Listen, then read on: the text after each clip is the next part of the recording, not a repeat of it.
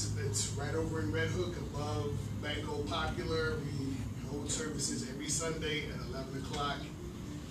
And I am just honored to be here because your president has been a friend to me, wow, well over a year now.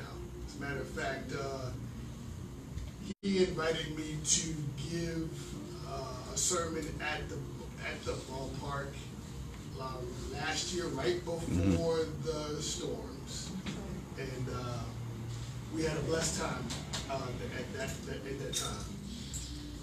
So he said he wanted me to come and bring you all words of inspiration, and so obviously as a pastor, I try to get my inspiration from the Word of God, and so I was able to look at Esther, the 4th chapter, and there's 2 verses, 13 and verse 14, and they read as follows. Then Mordecai told them to answer Esther, "Do not think in your heart that you will escape in the king's palace any more than all the other Jews. For if you remain completely silent at this time, relief and deliverance will arise for the Jews from another place. But you and your father's house will perish. Yet who knows whether you have come to the kingdom for such a time as this?" And for the next few moments, I'd like to come from the theme, chosen for such a time as this. We are chosen for such a time as this. If you haven't started, you can start it. Mm-hmm. Have there ever been times in your life when you've wondered, what is your God-given purpose? Why are you here? I believe that it is a question that most, if not all, human beings ask at some point in their lifetime. But today, I'm asking each and every one of us to consider a related but slightly different question. Why are we here now? While I have reflected on why I am here throughout my 51 years on the planet, the first time I remember asking, why am I here now, was when I saw the movie 12 Years a Slave. And that movie forced me to reflect upon the notion that what if I had been born 30 or 40 years before the Civil War and had lived in the North but had been kidnapped and forced to be a slave in the South? Or what if I had been born in South Africa shortly before 1948, the year that the all-white National Party gained power and began enforcing existing policies of racial segregation? What if I had been born in West Africa in the 16th through 19th centuries, when an estimated 12 million slaves were forced from Africa and boarded ships heading west to the West Indies and the U.S. And out of the 12 million, 1.5 million estimated to have died on those ships. What would I have done? How would I have handled the crisis of that day? If I am honest with myself, I cannot say with confidence that I would fare well in any of those scenarios. As bad as things are today, it just becomes insanely difficult for me to imagine being born in any of those circumstances. After seeing that movie, I am less moved to complain about anything. I realize that as bad as things appear to be, God has blessed me not to be born in the midst of any of those horrendous periods I mentioned above. And for some strange reason, God has privileged us to be created and to exist in this moment in history. And despite all the drama that's going on, when I think of all the wretched periods in time or desolate places on the planet where He could have brought me in this world, I can say thank you for being an on-time God. And the story of Esther is a classic soap opera narrative that demonstrates in dramatic fashion that the God I love, that he sits high, but he looks low. He is an on-time God. What may be the most fascinating, however, about the book of Esther is that even though it demonstrates that God is an on-time God, he's not even mentioned in the book. Any discerning eye can detect God all through the text, but he's not mentioned once.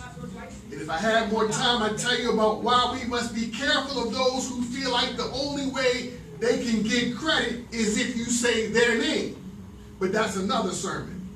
Instead, I'd like to share some insights that I received from God specifically for Smith Bay Community Action Foundation today. Esther is an orphan daughter of her father, Abihail, and she grew up in Persia with her older cousin, Mordecai, who raised her as if she were his own daughter. After King Ahasuerus banished Queen Vashti from the throne because she failed to come before his presence when he requested, Mordecai heard the decree that went out throughout the region, declaring that the king was looking for a new queen. So Mordecai took Esther to the king's palace, telling her never to reveal her identity as a Jew to anyone there. And because Esther was lovely and beautiful, she pleased and gained favor with the preliminary judges assigned to screen all the potentials that the king would see.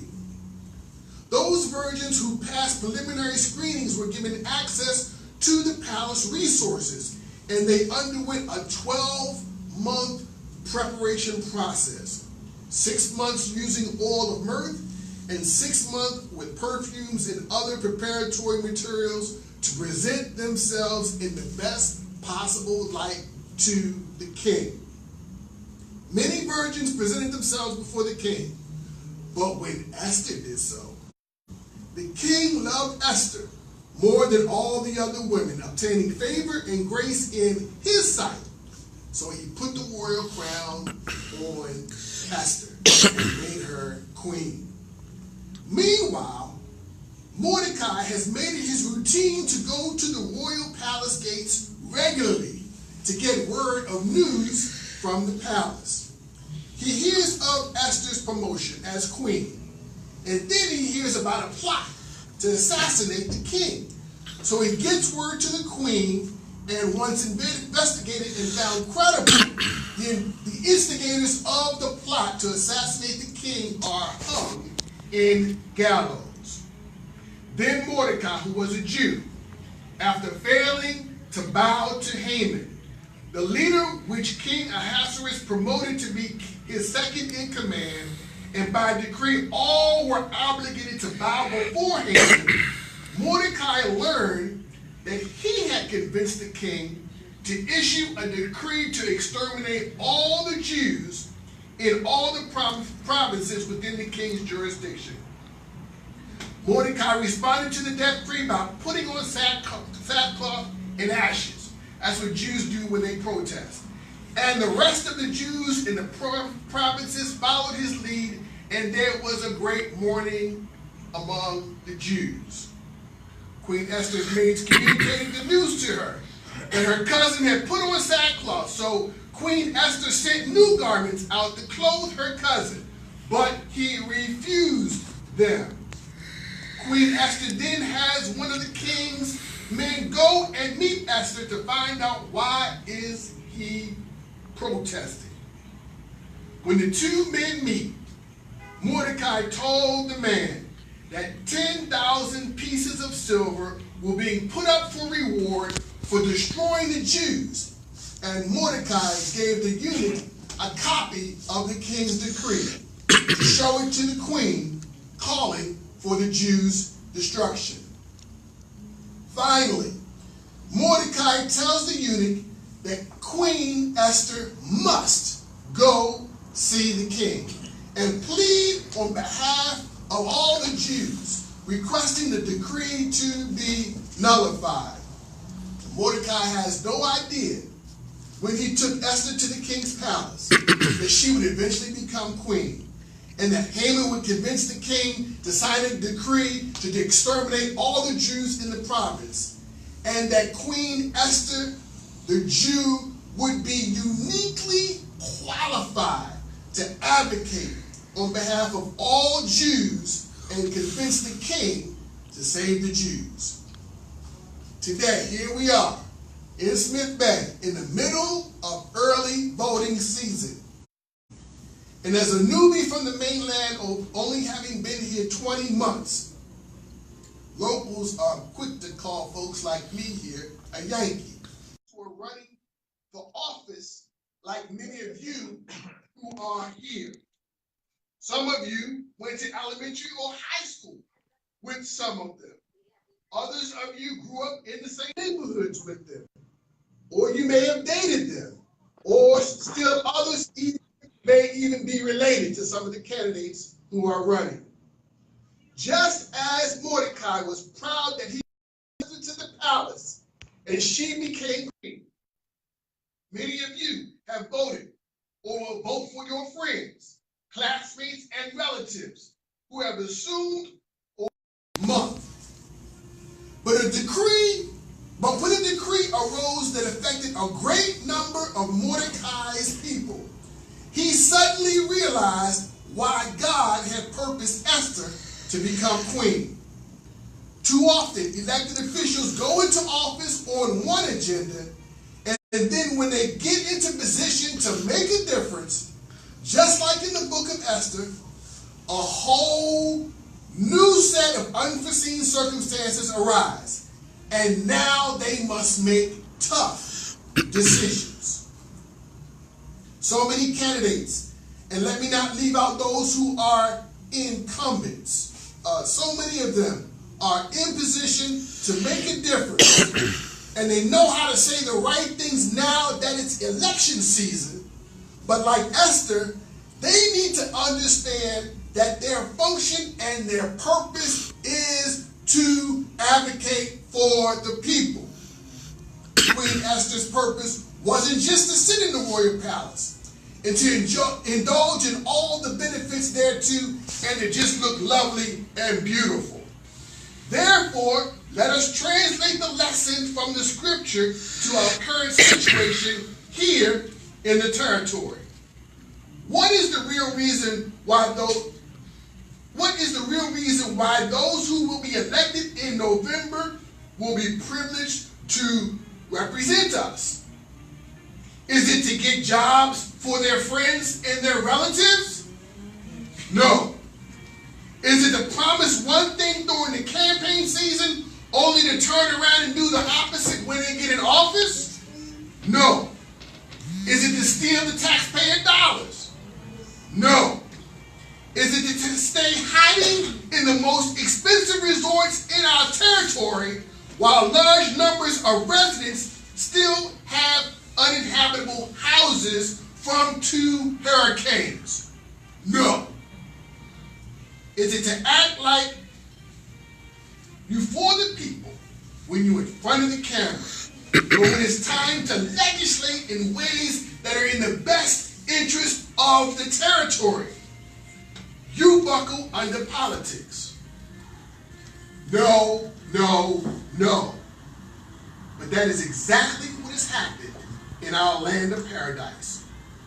Wait a minute. I'm a Yankee. I just got here. So for many election cycles, you have elected people who you can point to and say, that's my brother, that's my sister, that's me son, that's me daughter. He or she is one of us. But when it comes time for them to truly represent us, they have fallen short.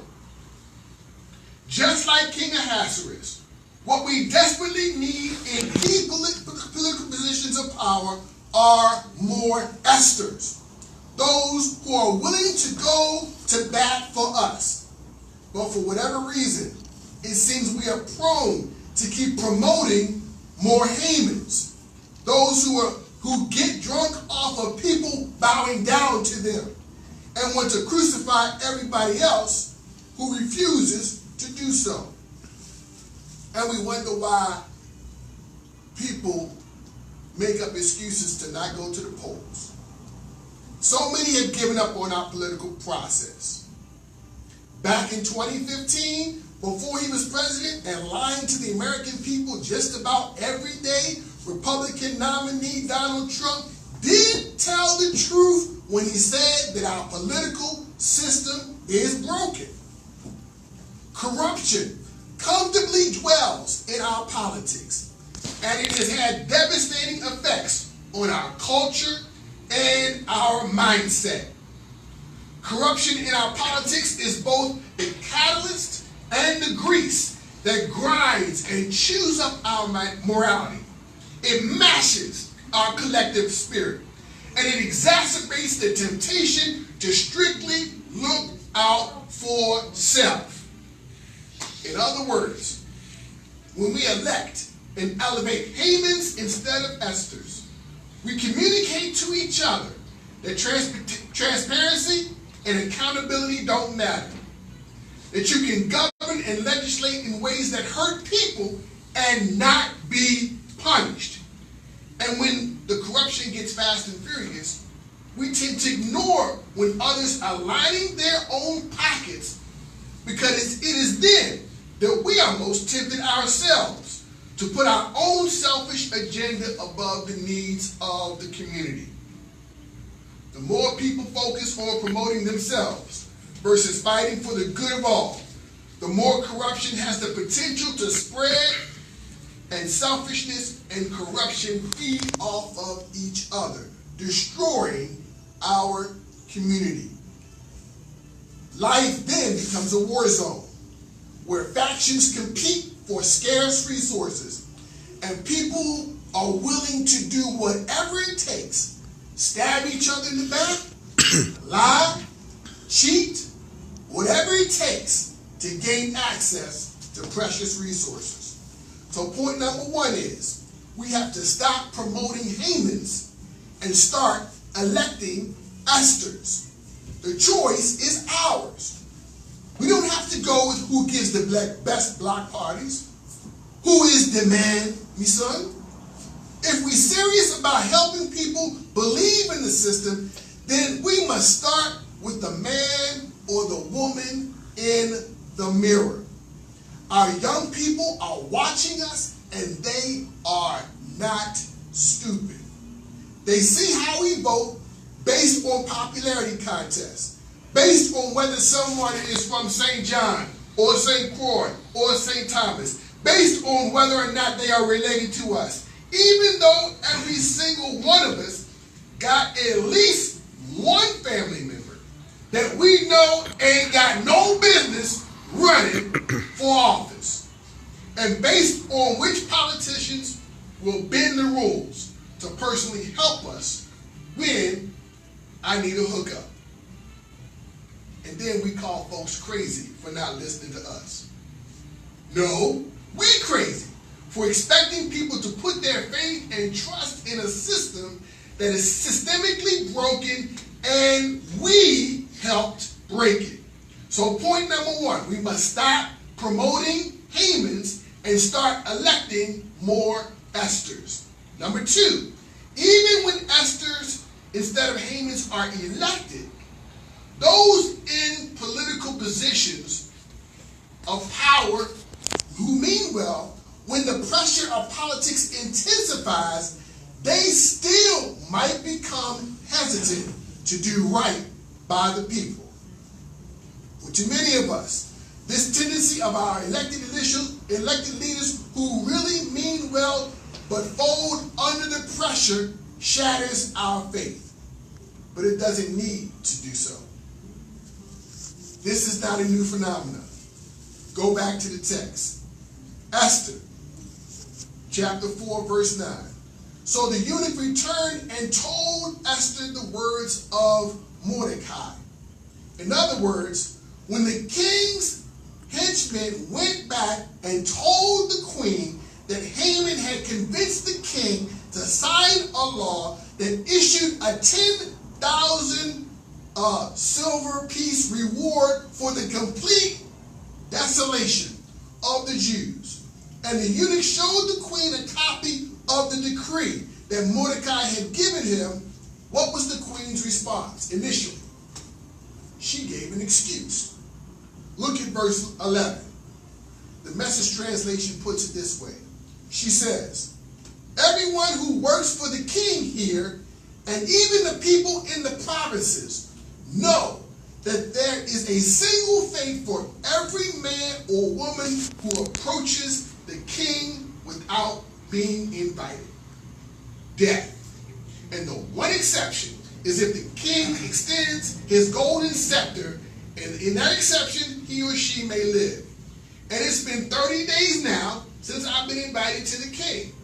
She's making up an excuse.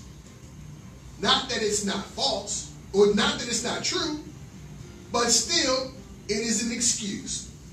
If the first point of fighting apathy is to make a deliberate decision to promote less Hamans and elect more Esthers, point number 2 is, even when we choose the right person, we must never assume that they are automatically going to use their position every single time and do right by the people. Let me put it another way. Esther is a Jew who God positioned to become the most powerful Jew in the province.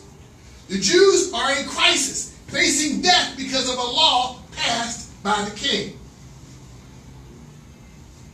Now, anybody who has followed politics knows that men and women, both men and women, not just women, when they are faced with political suicide, often decide to back down or to give in instead of stand up and confront.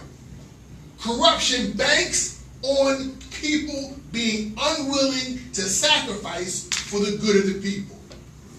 Crooked people, not just politicians, but crooked people are betting that the rest of us who mean well will cower when doing right by the people exacts a heavy toll personally. Esther knows Mordecai is right, but she is initially hesitant to sacrifice in a way that will jeopardize her position. And as much as I love the book of Esther, and I think she's a bona fide hero for eventually putting it all on the line, and those of you all who know the story know that she eventually does go to the king, and she tells Mordecai, I'm going to go to the king, even though it's against the law. And her famous words are, and if I perish, I perish.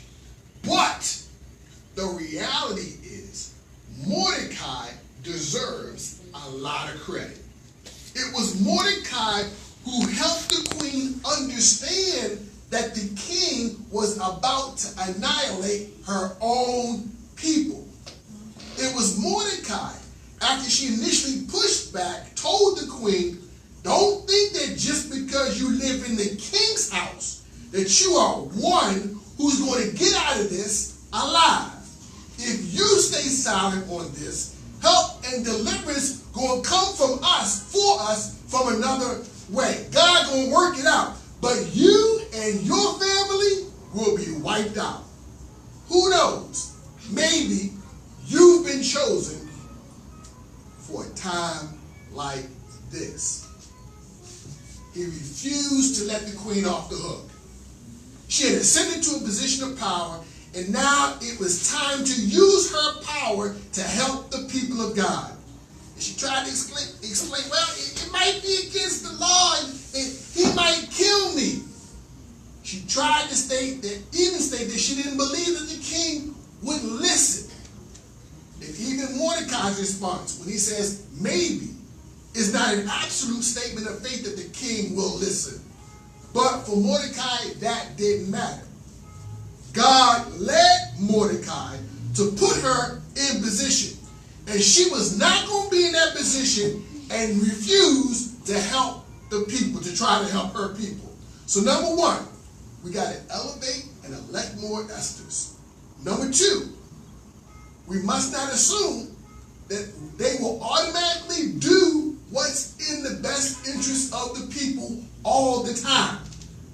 Number three, we need to embody the spirit of Mordecai, willing to hold those in power accountable, reminding them that we and God placed them there so that they won't forget about us. The queen was so comfortable in the palace, she had no clue that her own king, her man, was about to annihilate her people. The way we combat voter apathy and restore people's confidence in the political system is when our electing them in position is not the end of our engagement in the political process, but the beginning. After they get in office, the real work of building democracy begins, and the leverage is harnessed in such a way that it becomes a force that we have and that we can use for the months and years after the election. Like Mordecai, once elected, we must watch and monitor people in power to help them to be the best they can be for the good of all people. Like Esther in the palace, you and I both know some who are in power right now who act like they don't have a clue that there are people here dying. Yet we have neglected countless opportunities to be Mordecai's, reminding them that we have the power. I have to say this. I need to ask for y'all's forgiveness because y'all don't know me. I'm just a Yankee from the mainland, just got here. But before I came down here, I was a Capitol Hill lobbyist, and I fought to get exceptional teachers who have a passion to transform students into our nation's classroom.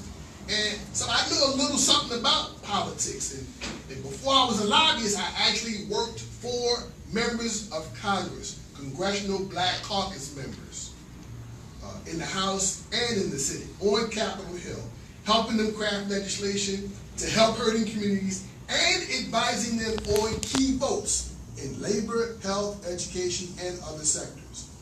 I know a little something about politics, and yet I let you down. This organization, Smith Bay Community Action Foundation, did an outstanding service to the community by hosting meet and greet forums where we were able to engage with incumbents and candidates who aspire to be elected officials next month.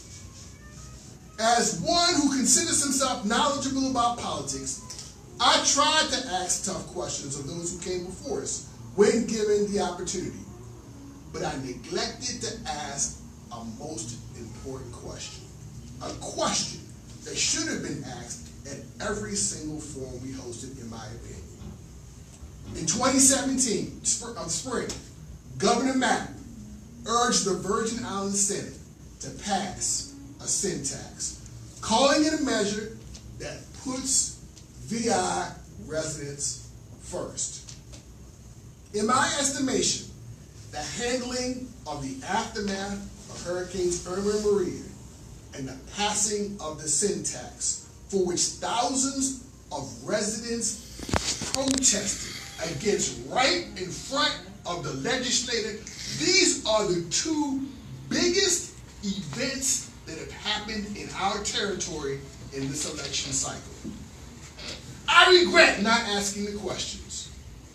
Has the sin tax worked in the best interest of the residents of the VI? If so, how? If not, why not? And if you voted for the sin tax, why did you go against the will of thousands of people who marched down right in front of the legislation building, and why did you vote for it anyway? I cannot sit here and ask you all to be Mordecai's, holding our candidates accountable, and neglect to share that in hindsight, I missed an opportunity to be Mordecai myself. Finally, Mordecai not only urges Esther to advocate on behalf of the people of God. He declares to her the consequences if she doesn't. This is the politician's worst nightmare. And in my mind, it is one of the most influential ways to restore integrity to our political process. When politicians tell us to our face that their behavior in looking out for themselves instead of looking out for us is what they are planning to do, we must confront their selfishness with a reminder that there will be a cost to pay for their actions. Mordecai tells Esther, if you stay silent, God will make a way for us, but you and your family will die. It's in the book. And as long as people in power are able to get away with defying the will of the people with no consequence, our system will continue to be incapable of functioning in ways that empower us. And we lose our ability to convince apathetic voters to engage in the process. I've heard the excuses of apathetic voters. My one vote don't count. All the politicians are crooked. Big money always wins out over the people's interests every time. We keep voting in the same people in office over and over, expecting somehow that they're going to do something different than they did previously. The story of Esther, however, shows us that one person, one vote, one action can make a difference. God has chosen for us to be here right now. He don't make mistakes. That means what it takes among us to make our world a better place. We don't have to settle for second best. We have been chosen by God for such a time as this. Some of us have been chosen to be Esthers, loving our people, and by God's grace, we can ascend to positions of power. And when we remember who we are and how we got to where we are, and we are willing to sacrifice for the good of the people, we can make our political process finally work for us and effectively combat voter apathy. Others of us have been chosen for such a time as this to be Mordecais, eager to elevate others into positions of power so that God can use them to be a blessing. When we remember to watch and monitor them, never assuming that they will always do right by the people, and reminding them of the consequences should they decide not to do right and fight for the people, then our islands and our nation will be a better place, and we may have a chance to defeat voter apathy. We have been chosen. Every single one of us, God has chosen us to be here for this moment. I'm not sure if you're Esther or Mordecai, but assume your position and do what God has purposed for you to do. And if you do that, our islands will be better. Amen? Amen. Amen. Amen. Amen. It's 8:31, my brother. Thank you. Good job.